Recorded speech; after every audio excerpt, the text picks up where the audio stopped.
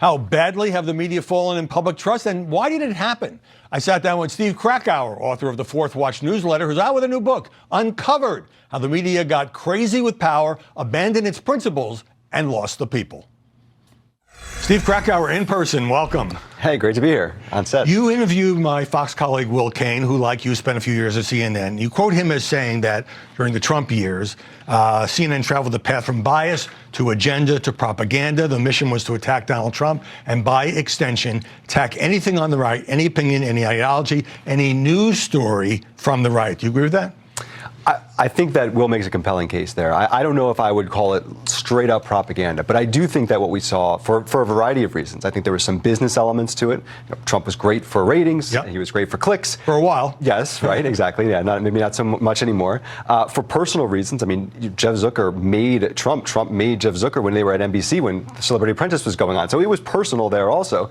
And then I think there was something where there were people within that news organization who really thought that they were in the fight of their lives. You know, this existential threat. You know, they were doing Watergate every day over there. They were going to save the republic. Exactly. Yeah. Right. And when you do that, I would argue what you should do is double down on your standards, and you should double down on your journalistic principles. Instead, what they did was say, oh, this is a special circumstance. We can let the guardrails go off. Along the same lines, you interviewed Piers Morgan, who said that CNN drank the anti-Trump Kool-Aid and became indistinguishable from MSNBC.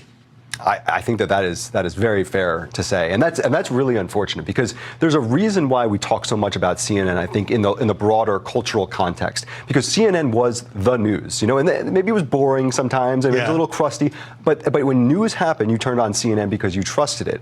When you lose that, because now all of a sudden you start associating them with political ideology, that's a huge problem for the brand. And I absolutely think that they went down that path. They're now trying to dig themselves out of that path. Yeah, I used to say that all the time. And on that note, in fairness, Chris Licht, the chairman of CNN, is trying to fix the situation, have more Republicans on, but he's got the Don Lemon embarrassment. He still hasn't replaced Chris Cuomo, and the ratings have been pretty awful. So it's hard to make that turn, and suddenly everybody trusts you again like in the old days. It is hard to make that turn, and it's especially hard to make that turn when you're just sort of reshuffling the talent that was already there, that's been there during the Trump years. So that's generally what's happening right now so far. I think that the mandate to get back to news, to get back to objectivity, if you will, is the right one. But right now, the talent shuffling has not really borne that out. And a la reinventing Don Lemon, who had been such a ardent liberal, as a perky morning show guy? I don't think relegating him to a co-anchor on the morning show has worked out at all. Certainly not on the ratings side, but also not on the journalistic side. And that's what you need.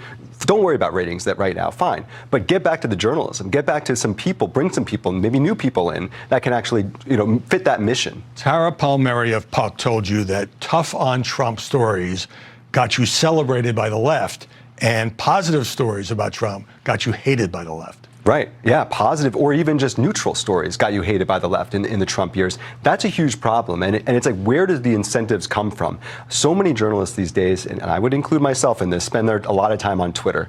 And that can be a good thing. You can build a brand, if you will. But it's not the real world. It's not the real world. And you also, when 50 people yell at you on Twitter, it can feel like a really horrible thing is happening for you. Yeah, it's deafening. Yes. And so what happens then? Journalists, especially younger journalists, may turn of covering a story a certain way because of what they're getting, that feedback mechanism. Same way, if they get 100 positive comments, they might start doing more of that. That's a huge problem.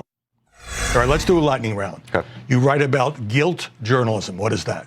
Guilt journalism is, I used an example of one of these beauty magazines, Cosmo, putting some very large overweight women on and saying, this is healthy. That was the headline there. And it's one thing, okay, you want to expand the body image out there, but Cosmo is one of the reasons that we got in this problem in the first place. They might have some guilt over what they have done to maybe the perception of women over the years by putting these thin, these stick models on their cover. And so now they have to go overboard. And I believe that guilt journalism is a way of sort of, getting in the way, getting in front of potential cancellation down the road.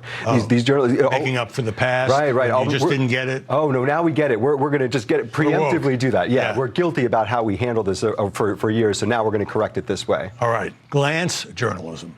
Yeah, glance journalism, I think we see all the time. This is where something happens, and whatever it is, I mean, we see this all the time with these sad mass shootings that happen. Yes. Suddenly, here's the reason. This is why it happened. This was the motive, and then by people who parachute into town and become experts. Exactly right. Yeah. And no matter what happens, no matter where the story goes, even in a couple weeks down the road, the original way that story was covered is the way that so many people in the public think of that story years later. Think of like Michael Brown, hands up, don't shoot. That just became this rallying cry, even though we learned only a year later by the Obama Department of Justice that never happened. So they cover things, they look at it on a glance, and then they just move on to the next story. And you used the example of the Pulse nightclub shooting, where there was a narrative set that it was an anti-gay shooting. Another one where, in fact, it was just an anti-American, Islamic terrorism. But no, because it was a gay nightclub, well, as we learned years later, didn't even know it was a gay nightclub, just knew it was a nightclub. Right. But the way the story was covered, that's how so many people gets ingrained in the audience's mind. The correction never gets much attention, if it gets even done at all. Right. And some people, of course, push a narrative, but in other cases, it's just jumping to the conclusions when we have very few facts, which, of course, is a problem TV faces all the time. Yeah. Okay, doom bias. Yes, so I do think, look, if it bleeds, it leads. That's always been a story that people talk about in the newspaper days.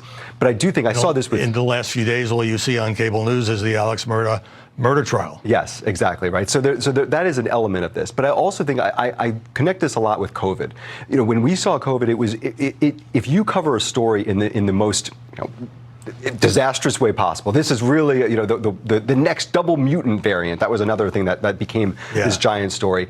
That is much more of a compelling story than telling a more nuanced idea about what is the situation with COVID in reality. And as we learned, I think it's a lot more nuanced than it was originally covered at first. And a lot more complicated, and vaccines and all that. Yeah. So, but if you can scare people or startle them, you can boost your ratings, you're saying. You boost your ratings, and I also think that in certain instances, maybe maybe a murder trial, that this is one sort of light way of doing it. But with COVID, that's when you need the strongest, most fair reporting, most nuanced reporting, because this actually matters to people, and it actually affects the way people change their lives. A doom bias here is disastrous, not just for the press, but for the public also. Right, and we also got some of the most politicized reporting on that subject. Steve Krakauer, the book is Uncovered.